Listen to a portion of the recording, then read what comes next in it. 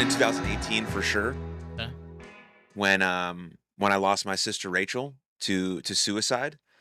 That's when I really started on this journey. Now, at the time of that happening, I was living my best life. I was a professional wrestler. I was living in Philadelphia with my one of my best friends in the whole wide world, who's about to get married in the summer. He also wrestles on Val TV. Tove. And yeah, we were just we were struggling to get by, but living sort of the artist's dream, as independent professional wrestlers, hoping to someday get a contract or get on TV. And that was the dream at the time, was to wrestle for Oh, WWE. wow. And I was on my way there. I was definitely on my way there. I just had a tryout for WWE, and in a few months, maybe years, depending on the timing, I probably would have been there. Um, but in September of 2018, my sister, yeah, ended her own life. And so everything I thought I was going to do with my life got completely changed. My perspective about life changed.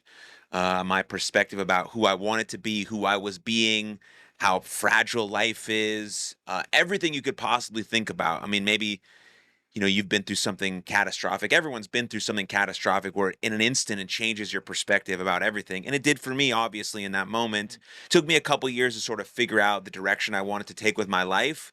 But that was the moment everything changed, and sort of the reason why I do the things I'm doing now. Now they've morphed over the last 7 years, and but really, yeah, I feel like that's my purpose on the planet. I call it my massive transformative purpose to try and end mental suffering. I know that's not going to happen in my lifetime, but man, if I go in the grave knowing that I moved the needle just a fucking little bit, I'll be happy Oh, about for that. sure. I mean, I I can feel that kind of pain, and it's interesting because when you lose a loved one, when you lose something that's very close to you, when you talk to people that have never lost, a parent or a sibling or, somebody like, even like a grandparent, believe it or not, there's a different feeling that you experience that there's no way of putting into words, whether it maybe be spiritual or non-spiritual, I, you know, to whatever anybody believes.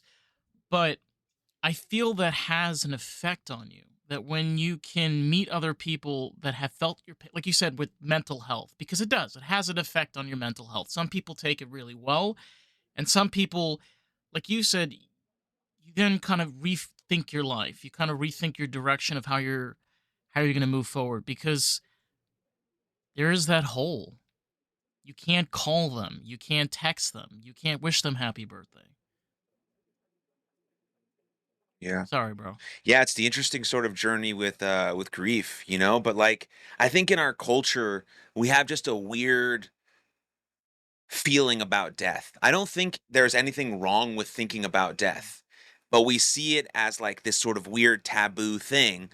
But thinking about the end of my life, thinking about what I want people to say at my funeral, I think those are sort of important discussions to have, because then you can track backwards. Okay, how do I want to live my life? Because when I'm in the grave and people are talking about at my funeral, they're not going to talk about how I was a professional wrestler and I ran around in my underwear. They might make fun of me because that's fucking funny, and it'll be It's funny fucking funny. 70 years from now when I'm Right. dead. But they'll talk about how I made them feel, hopefully, right? They'll talk about, like, hopefully the values that I represented in this world, that I aimed to be kind and empathetic and compassionate, and I lived my life with some fucking zest, and I went You got for it. Like, that's what moxie, they're going to bruh. say. Bring back the You know what I 70s. mean? Bring That's what they're going to moxie. say. Yeah. That's right. And so, like, there's no reason not to think about that now. Like, Right. fast forward a little bit. Like, what's the best version of me look like? What do I look like as a grandparent to my son? I got a 5-week old son. I think about these things a lot now. What do I want him to take away from me? How do I represent that day in, day out, even when I'm frustrated and I'm tired? And the only way I can think about that is, okay, what am I gonna feel when I'm taking my last breath? Am I gonna say, yeah, I fucking gave it all I got, or I left a little bit on the table? I should have had this conversation. Or I should have did this. No, all these things are gonna be hard and challenging. But the more things we avoid, the more things we brush under the rug, just the more it compiles. And then where does it all go? It goes to the end of our life, and then we die, and there's nothing left. And so, might as well think about death a little bit, not in a way where like there's varying degrees of it, right? We have, if you're thinking about mental health, right, you have suicidal ideation, you have suicidal intent, right? There's varying degrees. When it gets to sort of the intent part and I'm sort of making a plan, yeah, we definitely need to get some help at that point. Suicidal ideation is a little bit different. I'm sort of thinking about the end of my life and how I may end it. That's totally different than what I'm talking about. That's just a serious mental health sort of issue. I'm talking about just every day thinking about what do I want my life to be? And that's okay because death is coming for us all no matter what. And for me, it makes me feel like I want to be in the present moment. Dave, you and I met over TikTok, Yeah. right? Fucking crazy. On a I live. go on live almost every On a night, live, right? Just yeah. a wild shit happens on TikTok live. Mm. And hopefully this isn't the case, but me and you may never speak again. I hope that's not the case. But while we're speaking right now, I'm gonna enjoy it as much as humanly possible, and that puts into perspective my life and interactions and having lunch with people or meeting friends or meeting new people. And like, I'm not perfect by any means, far from it, but like losing someone you love really, really puts into perspective how fragile life is and how precious these moments that we have are. And so, yeah, to go on a little bit of No, a rant no. there. Honestly, you bring up a really great point. It's also in a way of like, what's your legacy? Something that I've kind of been able to humble myself to a certain extent is, I come from a background of people that were not necessarily famous. I come from a background of basically blue collar and white collar people. That on one side of my family is just three generations of Americans, and then on my dad's side, and he's a first generation, like he came from Morocco in 1970. And you realize in your own life what you're able to accomplish. And the thing that gives me strength every single day when I'm struggling in school or when I'm struggling around people or when I'm trying to figure things out in my life of putting myself in their shoes, remembering of how, like you said, how precious and how fragile life is to the extent that when you no longer have them there, what is the fuel to keep you going where you're able to create something valuable for your life? If that's being able to create a family, being able to create a career, create something that you can leave behind, that you feel passionate about. We live in a society, unfortunately, even here in the United States, I'm going to just say it, where the soul and humanity of having passion and creativity and this ability to be able to socialize is crumbling because so much of our life is spent of us isolating and clonking ourselves out into boxes, working 9 to 5s, doing things that we have no desire to. Like, listen, man, money's great. I love money, right? It's a fucking piece of paper that just says on Mhm. there that you have this and this amount. Put money in your bank, it's not there. They're just showing you a number. If they go broke tomorrow, your 100,000 or whatever you got, it's gone. Gotta figure out what that legacy and what value is in your life. Yeah. Yeah, well, I mean, what's really being rich? I've been thinking about that a lot because I like money. I want to make money for my Yeah. businesses. You need money to do stuff, yada yada yada yada yada. But I'm like, sitting back, looking at my kid, looking at my wife, looking at my parents that are down the street from me. All of that makes me as rich as you can possibly get. And then also being able to do this for a job. I mean, I built a studio in my backyard. Like that's crazy. Well, boy, just so I could podcast some more, like as a job, going on TikTok live, whatever the case may be. That in itself, having conversations, exploring different topics, bringing my best self each and every day. That is richness. There's nothing better in life than having a meal or a conversation with someone you love or someone you're getting to know. Like there's nothing better. And of course you need money to have that meal and go on the vacation and all Of that yada course, yada especially if yada. you're going to Monaco, Sure. it's like you're gonna need hella Right. money, bruh. But the essence of it is that you're with someone you care about or trying to get to know or that you love. And that's the beauty of life. I think also what it boils down to is money doesn't necessarily solve your problems because, you know, you've been blessed to be able to have a child, right? People can go from today until tomorrow spend thousands of dollars. But if the universe doesn't want you to have a kid, you ain't having a kid. It's like, Yeah. your adoptions could fail, or, you try, I think it's IVF, or you're having a hard time. Like, there's so many factors that come in there. I love this. I love listening to like Neil deGrasse Tyson sometimes, and he said like, you existing is special because so many other people couldn't be born because you're born. That's just that just Yeah. blows your mind into perspective in a way, you know? Yeah, we're like 1 in a trillion or Yeah. something to be born or some crazy stat like that. Yeah. You know what's it's funny, Dave? You know when you're younger, they tell us like, dude, super easy to have a baby, don't have unprotected sex, like you'll get pregnant instantly. It's like it's so funny because then when you're like actually trying to get pregnant, like it just like takes like a real bit of work and it doesn't happen for everyone. And when it finally does happen, it is truly a miracle. And then watching my wife give birth, like being as close as humanly possible to watching her give Not birth, it's a fainting. Did goddamn you miracle. faint? Not fainting. No, was Wow. not. I All did right, not this man faint. needs a gold star. To be honest, dude, watching my son get circumcised was way worse. I was there, but very much do not remember the situation. We were both there. Yeah, way worse. Just way worse Yeah, experience. yeah. Oh So, god. dude, the sex part was funny. My wife and I were just joking about it. It took us about 3 months to get pregnant, which is not very long considering it takes people years and it never happens for some people. Yeah, genes. But it's like they tell you, they tell you you just got it. You can't have unprotected sex. You're gonna get pregnant instantly. It's like so funny. But I mean, yeah, obviously it's true when you're younger, like 16, 17, 18, 19, right? Things happen. There's more stuff going on. Women are more fertile at that age, whatever the case may be. You But know, it's still a it's funny miracle. you bring this up because I'm just thinking about the episode of. Have you watched Friends? Yeah, for the most Okay, part.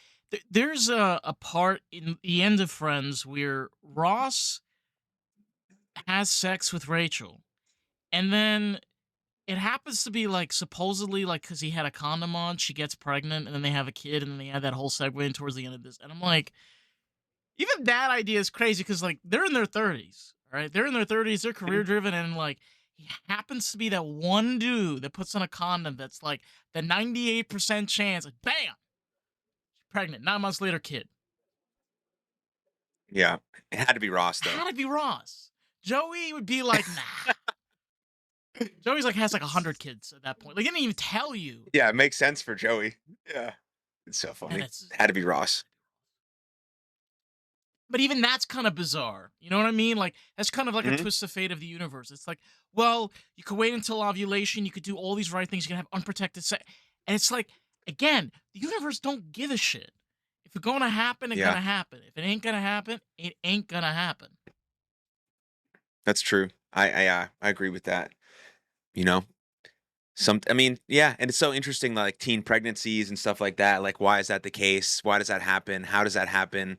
What lesson is being taught there? Whatever that might be. But it's all very interesting. I think it also has to tie in when you're really young. Again, I come from a religious background, so I didn't really have this experience. I'm going off of what of other people have told me. When you're really young, and you're interacting, either you're attracted to the opposite sex or the same sex, and you're in that environment, you're kind of blossoming. When you meet somebody and you're able to create this romantic relationship where you're able to be open and vulnerable and start to like express yourself for like some of these times, like the very beginning of your life, like you watch this shit in the movies on HBO, you hear your parents talk about it a little, but you never actually get to experience that until you like get to that age, and shit happens, man. You know, pheromones, all that shit kind of just going all over the place. Like, people do crazy shit. Like, that's why, like, even some of those cases where teenagers like commit suicide, do self harm, like shootings and things, like, you're dealing with people that have like a lot of emotions. Like, there's an atomic bomb in some, there's a tomahawk inside of them. Yeah. Yeah, the suicide one is obviously one that I think about quite a bit, because with young, like all suicides are quite complex. But Yeah. in my sister's situation, right, she struggled and battled for over 10 years. And then ended up losing her battle with her illness of bipolar disorder, schizophrenia, severe depression. So just like a slew of really, really serious mental health conditions. And so it logically makes sense, like sort of losing your battle with cancer. Like she just lost her battle with mental illness, right? 10 years of fighting, all that stuff. Logical, that makes sense. People can wrap their brains around that. But when someone is like 10, 11, 12, 13, like that sort of age, where one event in their life could feel so catastrophic. Someone breaks up with them. They don't get invited to the right party, right? Especially with social media now, it could look just so like your life just sucks when really that's not the case.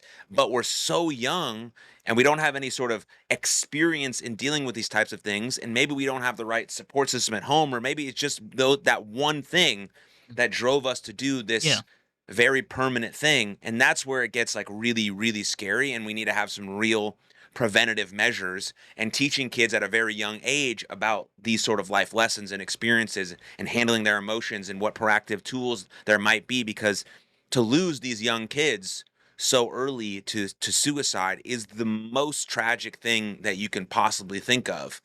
Again, much different situation than my sister. Still very tragic, obviously, Yeah. but there's at least a logical thing there. With these, it's like with these young kids, it's like, man, it's so something has to be done maybe early on to teach these types of emotional skills, this emotional flexibility, this mental skills stuff to young people. I mean, I'm going to try to teach it to my son as soon as possible. Breathing exercises, visualization, affirmations, the five senses. What can I feel, touch, and see right now when I'm feeling a bit overwhelmed or frustrated? Like all these types of things that young people can pick up really cool. If young people can learn how to speak three languages by the time they're 7 or something, because their brain is so malleable, I don't know if that's an exact stat or not, but you get my Yeah. point, right? Then we can definitely teach them the right emotional and mental vocabulary to handle the first time that they walk up to a girl and that girl says, "No, I don't like you. You're not invited to my birthday party." Damn, fuck, that sucks. But I can handle it.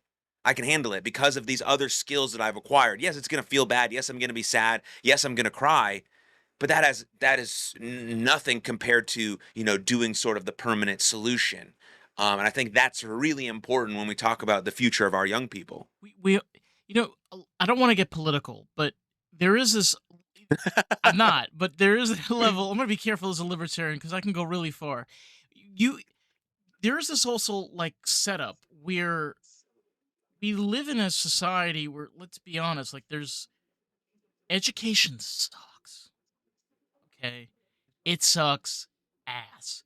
We're not setting up people to be successful, and as somebody like me that's in my late 20s, interacting with people in their early 20s, I can see that.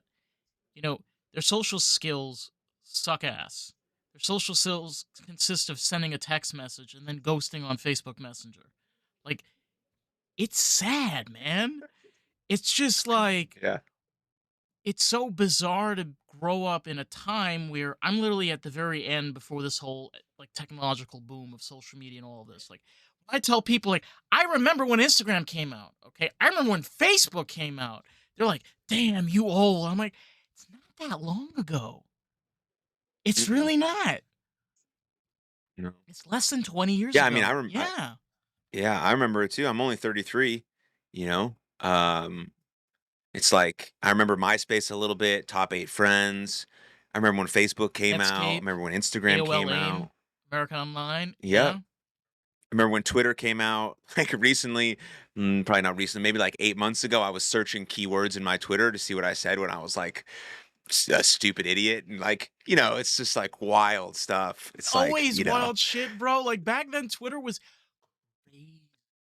Like people can it's unhinged. so unhinged. Like now, like the Elon, I call it the Elon era.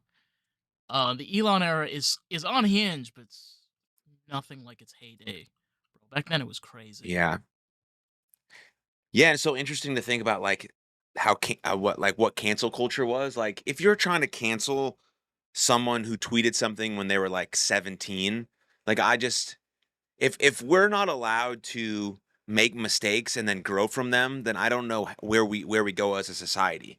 You We're not know, perfect. like especially yes, there's never been a perfect person to ever exist ever, and you and I definitely aren't going to be the first ones. And so like we have this whole public space. Like young kids nowadays, I get it. Like I coach baseball for some young athletes, and if you don't play sports, there's a lot of guys that they play with or go to school with who are just really sort of scared of anything. Mhm. They're scared to talk to girls. They're scared to do anything because of the fear that it might be posted on social media for the rest of their lives. And I can understand that fear. I would have I wouldn't have done any or said any of the dumb shit that I said if someone was constantly filming me. But I knew that this event just happened at this bar, just happened at this school, and like it was pretty much gone. People might talk about it for like a couple of days, but then it's out, it's finished. No one cares anymore. Something had happened. But this thing could live forever if I get rejected at this party from this girl, or if I try to talk to this chick at Starbucks and someone films it and now I'm on X for the rest of my life. Like all of that stuff is quite scary and it's holding people Yeah. back from trying, from going out there, from getting rejected, and especially young men. Now, as you said, we're getting everything sort of all these young men are getting everything behind a screen. It's perceived to get everything behind a screen. But I can tell you a real life relationship in the real world with a woman, if you're into that, there's nothing better. But we have to go out and try. You know, we have to feel that rejection. We have to understand what a no means, and we can't get that if we don't have this sort of trial and error, these reps, just like anything else. Yeah. 100%. And I mean, when you look at both sides, especially even when it comes to dating, right? Either, for example, you're homosexual, you're heterosexual, or if you're lesbian or whatever, you know what, you're in between the rainbow bucket. You know, being able, and I've noticed this. I think like the key factors is being able to be vulnerable, being able to be like have good communication skills, and as a New Yorker, be a little fucking gutsy. Like, Mhm. don't be a little shit on the first. Like, listen, you're spending money and you're spending time. Like we said, like time is precious. You're taking time out of your life to meet with this person. Take it fucking seriously. Yeah, we're just having a good. Take it fucking seriously. If you want something serious, if you're just looking for, the upside down pineapple and some fucking blowjob around the circus, hell yeah. I mean, there are plenty of people that are ready for that shit. But if you're looking for something more serious, correct me if I'm wrong. Like, I think you should take it serious. 100%. Yeah, I mean, if you're looking for a real lifelong partnership, you're looking for a wife, you're looking for a husband in that regard, that's a serious matter. There's no more important decision you can ever make in your life than that right there. I mean, my wife is the single greatest thing that's ever happened to me. She saved my life. And now we have a son together. What a fucking miracle. But I wouldn't have created the space in my life if I hadn't made a decision. Like I'm making the decision that I want to be married. Because I was not acting that way in my life. I was doing, I was closing the loop on being a degenerate. I was coming out of being a professional wrestler and traveling the world and doing all sorts of things. And that's not conducive to raising a family or meeting the right person. But if you're a man out there and you're a young man and you want to make that choice, like the first question you might want to ask yourself is a very simple question. It's like, would I have sex with me? You Might know, have to get back to you on that. and that's an interesting Right. question, right? Because if you look at yourself in the mirror, have you showered today? Do you have personal hygiene? Have you went to the gym? Do you have prospects? Are you able to financially provide for someone? Can you physically provide for someone? Women want to made to feel safe, but not just physically safe. They want to be felt emotionally safe and all these sorts of things. Are you the type of person that can provide that? Now, you don't have to have all of these things right now in this moment because, like a sports team, women do draft on potential. They love to see potential. And that's important if you're putting in the work. You're not going to, if you're 26 years old, you're not going to have everything all figured out. You're not going to have the perfect job yet, or the house yet. But if you have the prospects to have that, women love that. Now, if you're interested in that type of thing and you're making a decision that I want to become the man that is attractive to the opposite sex to find the person that I want to spend the rest of my life with. And then you got to think about, non-negotiables, what values you bring to the table, what values you want them to bring to the table, because you can easily parse people out on a first date if they don't bring the values that you represent. I mean, I wanted my wife to bring stability into my life. I wanted her to bring peace. I wanted her to be supportive of my dreams and goals. Those are some of the most important things. I wanted her to be Jewish, right? Like those are so if the person that I was dating didn't bring those values, okay, you're a very nice human, but on to the next. Now, if I was in the day and age where I was just out there getting after it, I would have explored that. But that's not where my intentionality lies. And so if you are a young man, your intentionality is extremely important. Yeah. I can speak on, even when it comes to the gay community, it's just as somebody like me, for example, that I'm not religious. I'm more traditional in a sense, and I'm kind of like libertarian and more conservative. And you know, I get this all the time. It's like, but you don't sound gay. Why don't you act gay? What what I, does that I don't know mean? what that means. It's like, why do we What does that mean? why is there such a fear of allowing people that are for example, masculine gays? Okay, it's a real shit. Some of us are just you know doctors or nurses or technicians or whatever. We're in all different kind of industries. It's like, and like you said, it's being able to draft yourself through. It's where you can be comfortable with a person at a stable. Honestly, you need to have a stable foundation in your life to have a serious relationship to start with, and then That build with that person. Why is this whole persona of materialism that plays? You know what I'm talking about. It's like, well, why don't you drive a Mercedes? Why don't you own a house in the Hamptons? Why don't you have $500,000 in your savings? Why can't I buy this Givenchy bag? Why can't I eat? You know what I mean? It's like it becomes all these things. It's like I want, I want, I want, I want. But it's a two-way situation.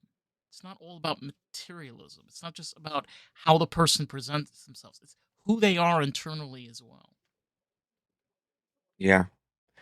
Yeah, the what you just said about being gay reminds me of Douglas Murray. I feel like anytime he points out the fact that he's gay, when speaking to like a pretty flamboyant person, they're like, "What?" It's like, "Yeah, because it's not my whole personality. I'm a person in the world doing stuff." You know, I find that very interesting that we got so obsessed with what people do behind closed doors and who they have sex with. Like, I just like I want to be around people who are interesting, who care about themselves, who care about others, who have, I love the word zest, which you have, zest for the world, Yeah. right? Like that's the most important things. We've become so attached to what the other stuff is, and then like having to fit inside of this like box. Oh, Dave, you don't act gay. I don't fucking know what that I don't know what that means. means either. That's not a Yeah. that's not a like if I were to say I don't know what's like a value. Dave, you don't act very honest. I know what that Yeah. means. Like you're not trustworthy. You're not on. That makes sense. That's a Right. character value. But yeah, it's like I have like everyone like has some black friends who always get told you don't act black enough. Like what What does does that that mean? mean? What I'm not really I don't follow that like this is me. This is who I am. Like this is who I represent in the world and this is who I I like I this would is my authentic I like I would don't know. love for those people to meet black people in Manchester, UK. I just Those people are those awesome. people are awesome. And are are you going to say, well, they don't act black? Yeah, they happen to be black, but they're British. They drink in Right. pubs. They work in manufacturing companies. Like And they have awesome accents. awesome accents. And like they're the people that you can't keep up drinking with. I'm like, I'm sorry.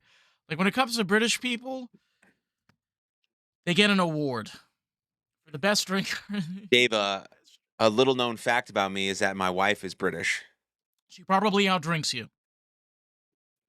When we used to drink, we did pretty good together, but there's no more alcohol being consumed in our home. I wonder Uh, why. Oh yeah. god. Uh, but her brother, she has a brother, his name is Scott, and he has a girlfriend who's from Manchester, and her accent is the best. It's the best. Because my wife's British accent is a bit watered down now because she's been in America for so long. So anytime we go somewhere, I tell people she has a fake British accent because it's funny and it gets a laugh. And now she's like sort of annoyed with me because she knows that's the only joke I have because it's worked so many times that I keep saying it over and over again. Um, but Where is yeah, she we're where is she from the yeah. UK? Yeah, just London, proper Okay, so London. About 30 minutes. she's South Yeah, England. 30 minutes outside of there called Bushy. It's her place where she lives, or her family still lives. By the way, that is an interesting thing about, especially with when you're dealing with British people when they come to the states. The more northern they are, no matter how hard they try, they always have a British accent. Like you Hmm. can't take a person that's from Blackpool that's been living there since they were a baby, and pull that shit out. Like that is staying in them for the rest of their life. But like when you deal like people living in like Southampton, or London or that area or Sanford, a whole different story. Yeah. The funniest part is with her British accent, she doesn't even know how to say our son's name right because my son's name is Asher, and British people can't say ours. So, Asha. she, It's Asha. yeah, it was the funniest part. We're like before he was born, we were at one of the doctor's offices, and the doctor's like, "Yeah, so what's the name of your son?" And my wife was like, "Asha." And the doctor just did not click. She was like, "Oh my God, that's such a unique name. I've never heard that before." And I was like, "Bro, it's Asher." Yeah, it's not Aja Butterfield, okay? This is a completely different person. Oh god. I can't believe I'm roasting my wife on this No, podcast, but you it's know what? fun. It's You good know for what her. though? Again, like that kind of keys into play as well as when you have relationships with people, whether in your case, whether it be romantic or non-romantic, there are things that you learn to love about that person. You know, Mhm. like I have a very good friend of mine that she has a sorry, excuse me, they have a tendency of driving me crazy at times. And we just get into these little pissy fights. You know, they're from Brooklyn, like I'm from Rockland County, like I'm upstate. They're like this city, so like we just clash back and forth. And usually like we usually land on I'm like, you don't know what it is to struggle, okay? I grew up with more snow than you'll ever see. I grew up with the crazy Briar Wolf shit in the woods that you were scared shitless when you were a kid. So don't give me that shit. But I love that kind of stuff because that really is how you gain to love somebody. It's their imperfections. If anybody tells you that they love a person so much that they have nothing wrong, let's be real with ourselves, Aaron. I think they need to go to see help. Yeah. Dude, when you spend enough time with someone, you can pick out sort of anything, and focus on it. And like, I think my wife chews loud. So, right, I point that out almost every time she eats. But she doesn't chew loud. She chews like a normal person, like everyone else chews. Like, especially when she's eating something really, really, really fucking You are crunchy. terrible. And she's like, "What am I supposed to do? It's crunchy." I'm like, "Literally nothing, but this is the joke for the month, and this is our banter, and this is what we're doing." But like that's the beautiful part of a relationship. When you're really trying to cultivate something over a long term, you're gonna have those back and forths where you can play with each other and have fun. And like one of the advices that I got to keep a marriage or just like a partnership for a really long time is like keep dating one another because that's when like it seems so fun, and then like you get married and you have kids and it seems like everything's repeated and it's monotonous and the intimacy goes away. But like you keep dating one another, you keep that banter alive, you keep doing the things that created the spark at the beginning. And so hopefully, God willing, it can last until one of us dies. But the banter, man, is such an important part. It is. And it's so hilarious about the banter part. It's the memories that you embarrass yourself with around other people. It's like the amount of times you're around other people and you're like, do you remember that one time? And you're like, oh shit. And then it just like the cards unfold. But you know something? I'm not I don't want to demonize social media and the internet. But one of the things that it has really caused is that we've gotten some of us, especially people that are younger, have gotten so used to not being afraid, not being able to say things like, for example, I've run into this many times where you have to tell somebody straight to their face of how you feel. And if they react crazy, like they victimize you, they make you feel horrible, they start harassing you. There are people that run into these situations, and you don't have the strength and ability, like we were saying earlier, to be able to stand up for yourself and say, "I'm not going to take this abuse." Like I have control of my life. This other person can't control me. You never want to get to that place. That's like I feel like you gotta be able to have that right mentality from the very beginning. Like you said, like when you get that spark, don't let it be a tainted spark. Because I'm gonna sound like one of those grandmas. Love is a powerful spell. It is. It blinds you sometimes. Yeah, it It can. can. I think that's why it's important to enter relationships as one's true self because sometimes we tend to shape shift and mold and then we do maybe become friends with that person or get into a partnership with that person, and we have to keep pretending we're this said person, and that becomes exhausting. Then that person is really not attracted to you. They're attracted to a version of you that's not really you. And now we're going to do that younger in our life. Like that's just going to happen because we don't really know who we are yet. You're not supposed to know who you are maybe in your 20s. We haven't lived enough and experienced enough and done enough and explored enough. But we want to try our best to be in this space, in this season of life. Who am I actually trying to be? You know, because you're always going to be the best you and the second best someone else. And then you're actually going to attract people that are super interested in you. Like, for example, for me, when I was in high school, right, I loved WWE. I still love WWE. Fucking, it's the best. And I wore a wrestling shirt to high school every single day. There was two other dudes in my high school who wore a wrestling shirt, and we sat together at lunch, and everyone else thought we were a bunch of fucking weirdos. Great. Dude, I found the two people who actually liked me for me. That's sick. That's awesome. That's the best feeling in the world. You don't need 712 people to like you. You need like one or two people who really like fuck with you in the most pure sense. And you like turtles fire you up. You can find a group of people who love that same Turtles, shit, who go out and hunt for teenage. turtles, have a YouTube Sorry. channel, who talk about it. Like that's the best stuff. And you can only find those people when you get really honest about what you do like. And I got really honest that I love WWE. Doesn't matter if someone called me fake. Dude, that shit's gay. I don't give a fuck, dude. I love it. And these are my friends right here, and they have my back, and I love it too. The same kid, this is great, Dave. The same kid that I watched every single pay per view with when I was in high school, his name is Tanner. We're still friends to this day, and he's having a baby in like a couple weeks, and he's having a boy, and our boys are gonna grow up together because my son will be about 5 weeks older than him. Like that's the coolest, and they're gonna watch WWE together. We're gonna take him to Monday Night Raw when they come to Dallas, all They're the four dressing of up for us. Like Halloween. that's a cool thing. They're dressing up as Oh Halloween. yeah, Hulk dude. Hogan. Let's Let's go. go. I dressed up as the Power Ranger for my Halloween about 8 years in a row. So I'm giving him a Power Rangers vibe. I'm a big superhero guy, Go Power so Rangers. Go we'll go be Power watching Batman Rangers. and Superman but like there's nothing better than that. Me and my buddy Tanner watched wrestling growing up. Now our sons are gonna watch it growing up. Like that's a vibe. Only because we were super honest about what we really, really liked. If I wanted to hide myself, I would have just been an athlete. So no one would have made fun of me. Ah, that's just Aaron. He plays in the baseball team. He's good. No, that's Aaron. Actually, he's into wrestling. Oh, and he's Jewish. Whoa. Whoa. you know, You don't want to mess uh, with the Jews. actually, it You wasn't. don't It want to mess wasn't with as the Jews. wasn't as bad back then. It wasn't as bad back then. Anti-Semitism is much worse now. No, So, anyways. it's really funny you bring that up because I run into so many times where people think I'm Hispanic or I'm Latino. And I got into a point where when somebody starts speaking to me in Spanish, I just literally respond. I'm like, "Kenachi, אתה מדבר עברית? לא? למה אתה לא מדבר עברית?" And they're just like, "What?"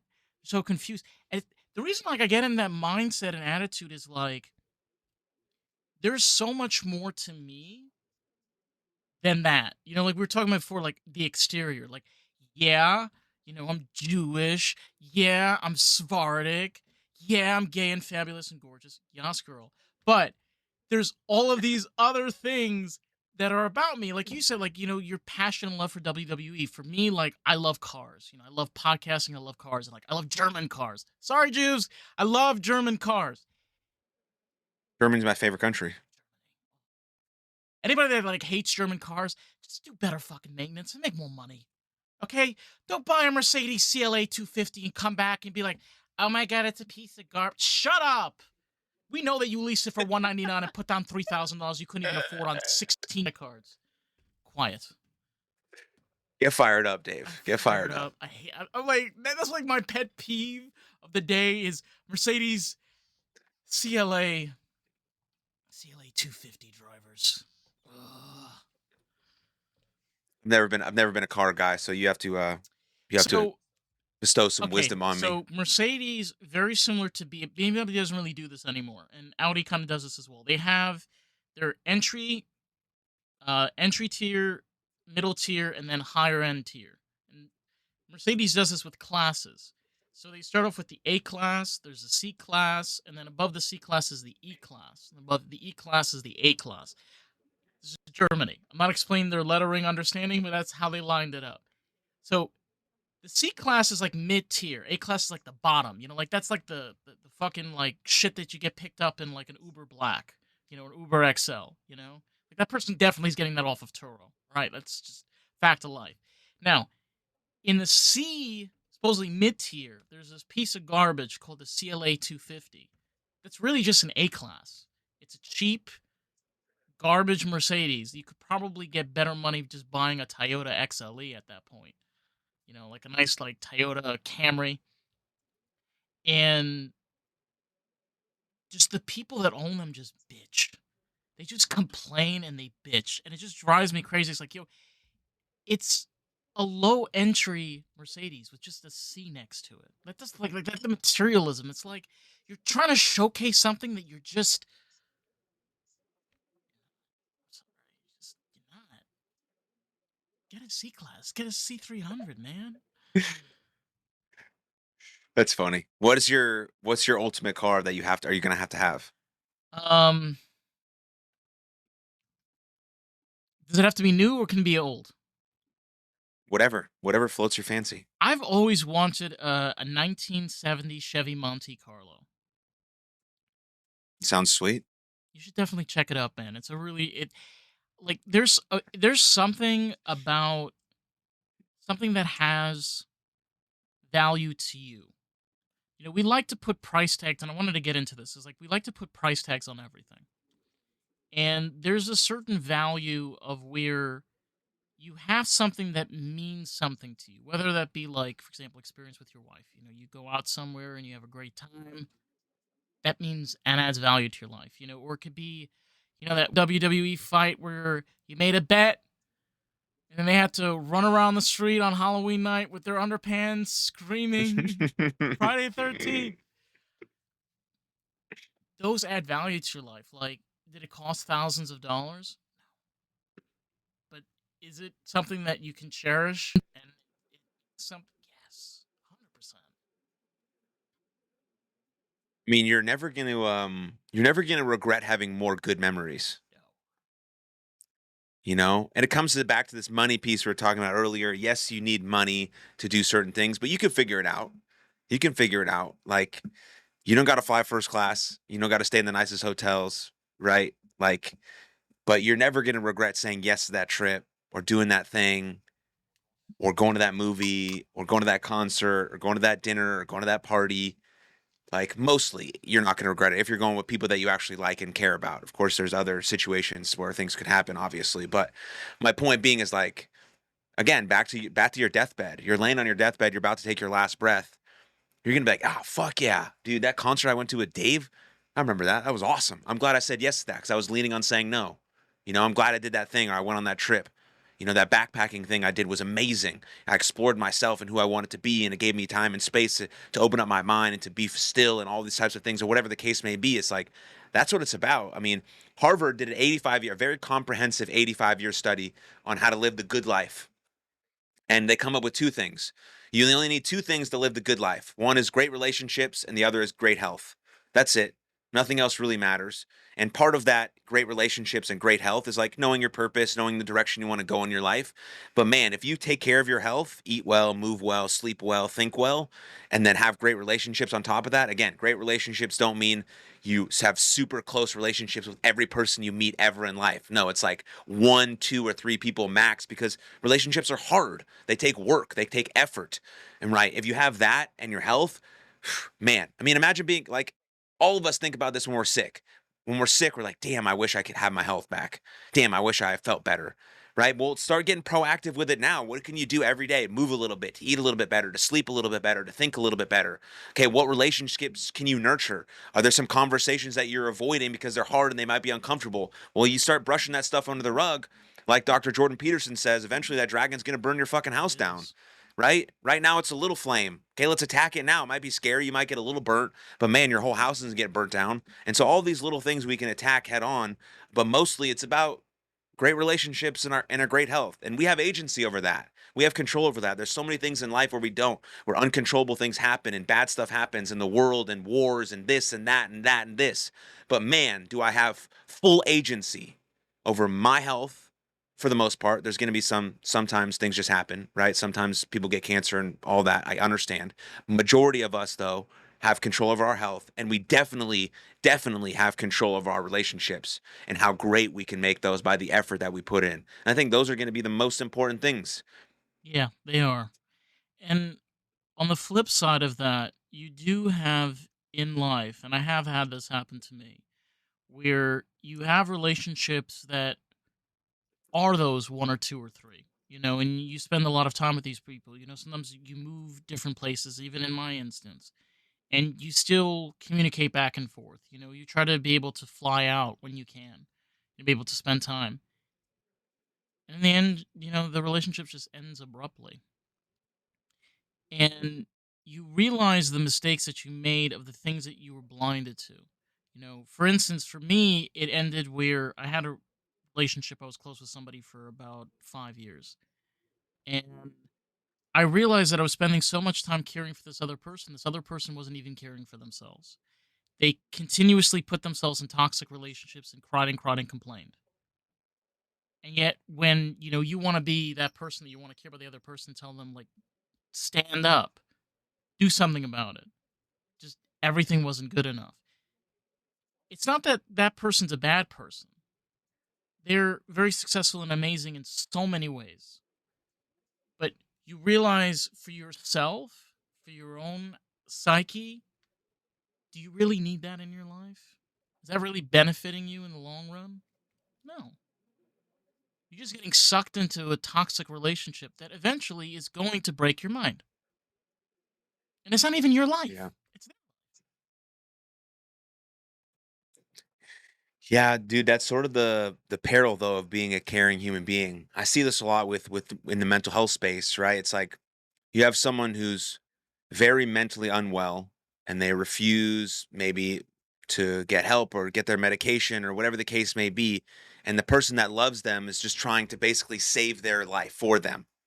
And that just doesn't work, right? The person has to make the ultimate choice to get the help, to do the thing, to start the whatever, right? If you're addicted to something, to go to rehab or whatever the case may be, right? It only works that way. Yes, we as the people on the outside can love and support and be kind, but it's like this difference between, rational empathy and toxic empathy, right? Let's say someone is addicted to heroin and you want to be toxically empathetic. So they keep coming back to your house asking for more and more money, and you know exactly what they're doing with it. They lie to you every time. They say they need this or they that, but right when they leave the house, they're going to buy heroin. That's very toxic empathy. What's real love and really empathetic and very rational is they come over to your house and they say, "Hey, Aaron, I need some money, some more for to do whatever." You know what they're buying. You say, "No, I'm not doing that for you anymore." Now there's a chance when they walk out that door that something horrible happens to them, that they do overdose on something or they do whatever, right? But that's the best thing you can possibly do for them because you cannot save them. They have to save themselves, but they need that push, that knowing like this person actually does care about me. They're not enabling my behavior. I've talked to many therapists who said part of the job is that I'm going to lose people to suicide, unfortunately. That's a scary, scary reminder that she can't save everyone, but the people can save themselves. But we have to be able to have this sort of, I mean, Gadsad calls it suicidal empathy. We have to have this real empathy. We have to be able to sit in the pain of that person and say, hey, I can't condone this behavior anymore. And that's really hard when you're looking across someone who you really, really, really love, who like you really love, and you just see them yeah. deteriorating. And there's not much else you can do except say, I just can't, I can't help you anymore. I can't go down with you, but I'm here no matter what. Like, and so that's a really hard situation. I see that a lot. I think it also has to do with addiction because when you let's be real with ourselves, okay? Living in the real world is not easy.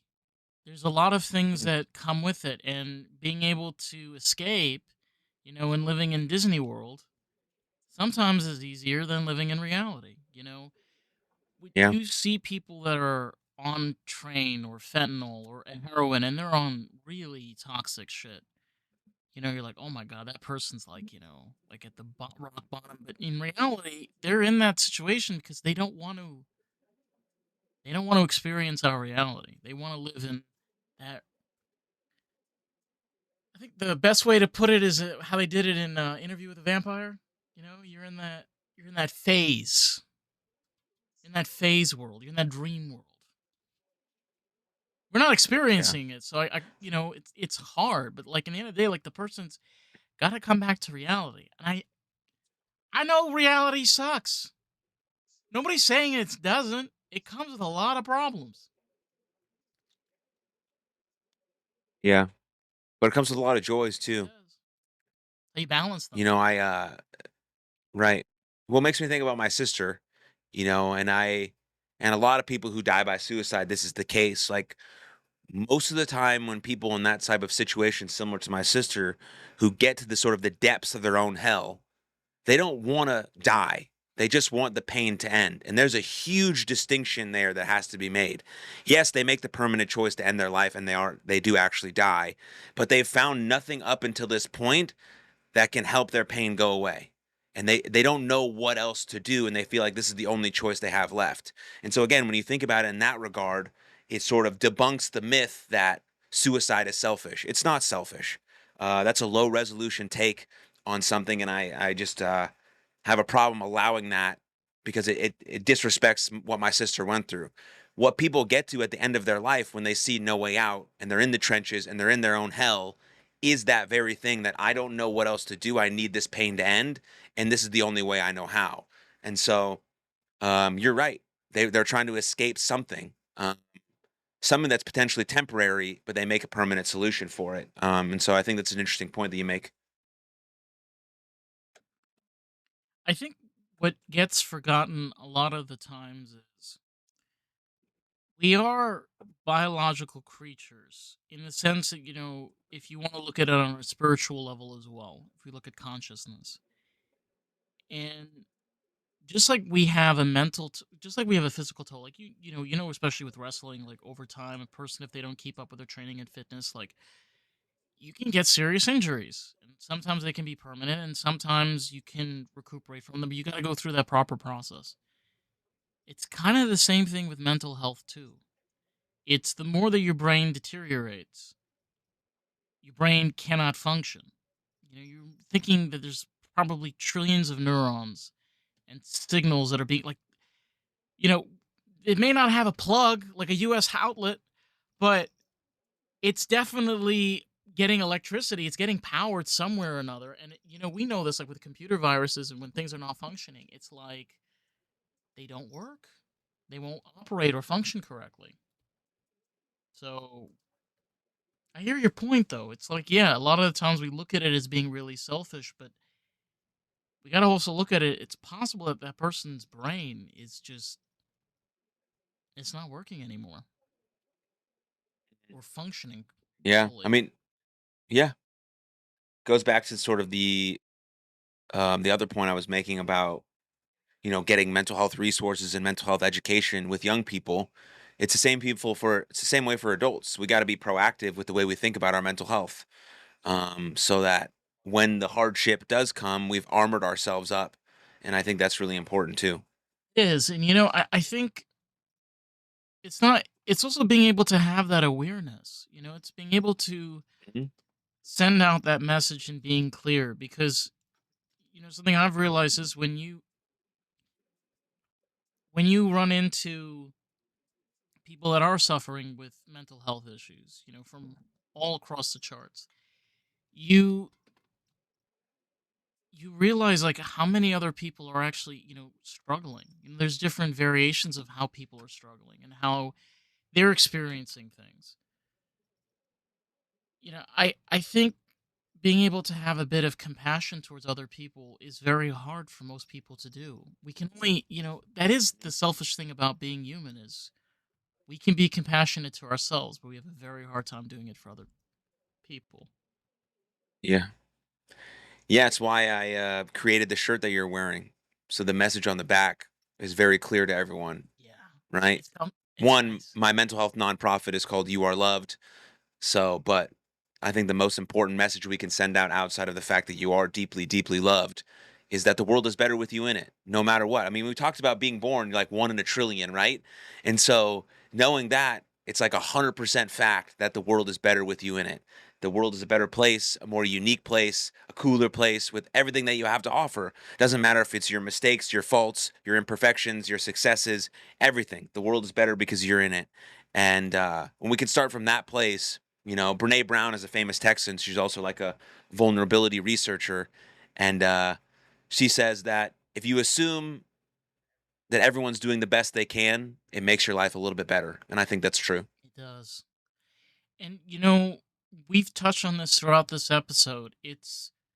I think what makes people so interesting, especially like the small little social circles that we make, is just the weirdos and the freaks that are inside of us.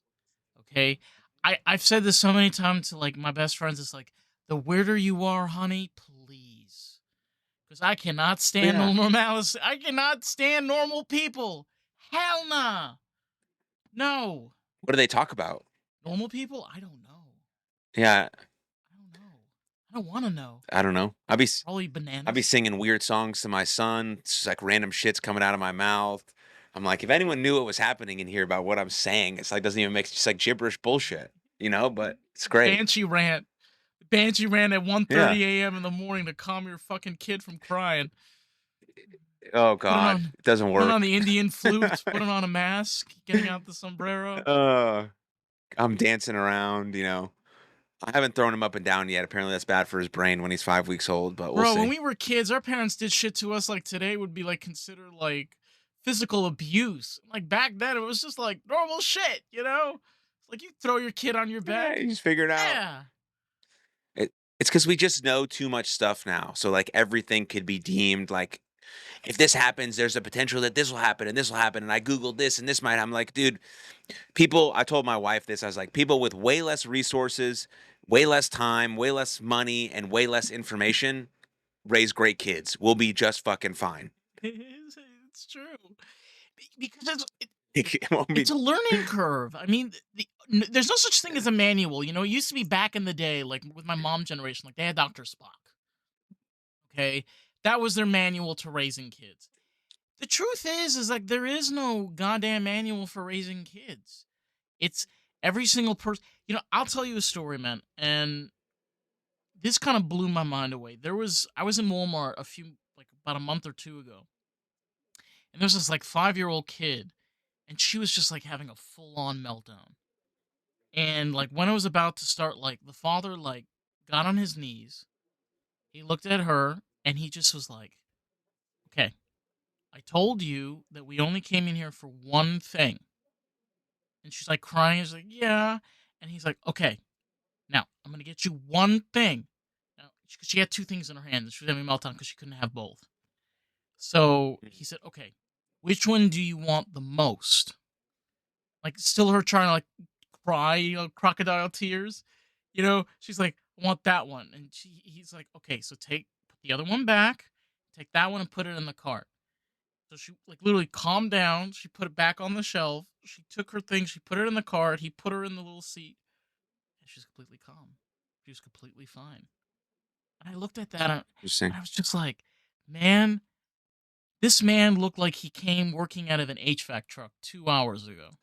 Okay, and he clearly is not a person that's got like an Oxford or Harvard background, whatever. And he's able to calm down his crying 5-year-old kid in less than 30 seconds. Nailed it. Nailed it. Yeah. That's the juice right there. That's a good dad right there. Yeah. Respect to that guy. But you know what? Like, I'm sure nobody taught him that. He Just he figured it figured it out. out. He figured out like that was his way of calming down his daughter. There's a great book called Everything is Figure Outable. And just on the title alone, that's true. Well, let's say 99% of things are figure outable, like in everyday life. But again, if we take that mindset and that approach, and also at the same time assume everyone is doing the best they can, we're going to live a better life. I promise you're going to live a better life. We will. It's just being able to realize that you know, just because today didn't work out, you always got tomorrow. If tomorrow doesn't That's right. work out, remember the accomplishments that you did yesterday. That's right. Yeah, There's always another game, always, always another swing. always. Before we wrap up, I wanted to honestly touch base on your organization, your work. We've talked about, like, literally we met on a TikTok live. I kid you not. This is shit that you can write down in Dick. history. Um, your and just kind of like where people can find you, a little bit more about your work, and just all that jazz, all that wonderful goodness. The The spiel. spiel, The yes, spiel. You bringing in got it. some good. Well, most importantly, I have a podcast. My podcast is called Something for Everybody. You can find it on every major podcast Good platform. names, by the way. We have 420 Oh wow. episodes, almost 1,000 reviews on Spotify. Oof.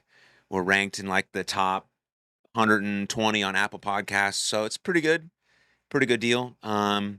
Yeah, so you can watch or listen there. We're on YouTube as well, in case you want to watch, but you can watch on Spotify as well. That's called Something for Everybody.